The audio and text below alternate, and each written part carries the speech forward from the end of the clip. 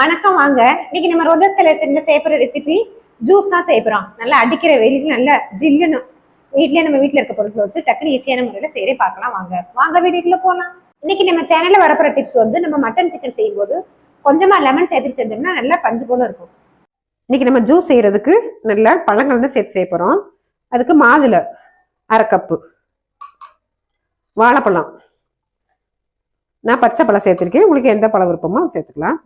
திராட்சை, கருப்பு திராட்சை எல்லாம் 1/2 பவுல், ஆப்பிள் அரை பவுல், கொஞ்சமா லெமன் புழிஞ்சுக்கலாம். இப்போ எல்லாத்தையும் ஒரு மேக்ஸர் வச்சு நல்லா மசிச்சு விட்டுக்கலாம். லைட்டா நல்லா எல்லா பழத்தையும் நல்லா மசிச்சுக்கலாம்.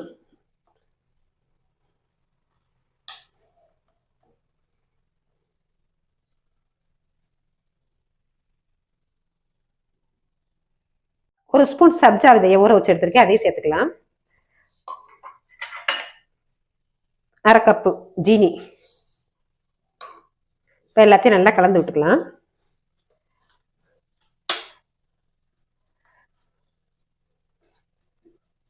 அடுத்ததா 1/2 கிளாஸ் தண்ணி சேர்த்துக்கலாம்.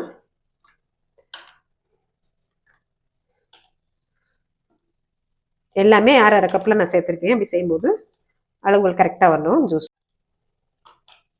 இதுல நீங்க ஐஸ் கியூப் கூட சேர்த்து செஞ்சுக்கலாம். நான் வந்து ஐஸ் கியூப் இன்னைக்கு சேர்க்கல.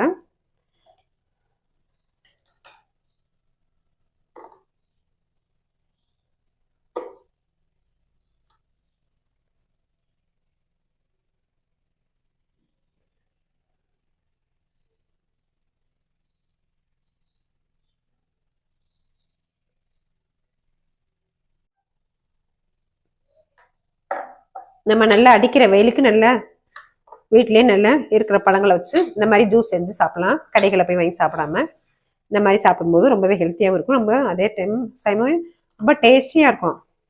எல்லாருமே விரும்பி சாப்பிடுவாங்க.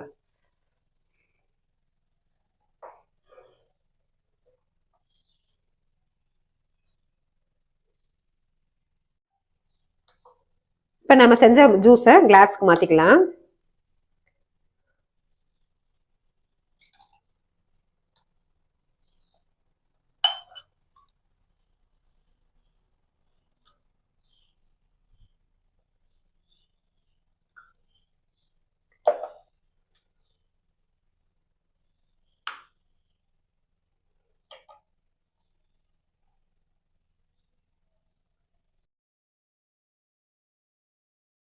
நம்ம போய் கடைகளை போய் கண்ட ஜூஸை வாங்கி சாப்பிடாம இந்த மாதிரி வீட்லயே ஹெல்த்தியான செஞ்சு கொடுத்தா ரொம்பவே டேஸ்ட் நல்லா இருக்கும்.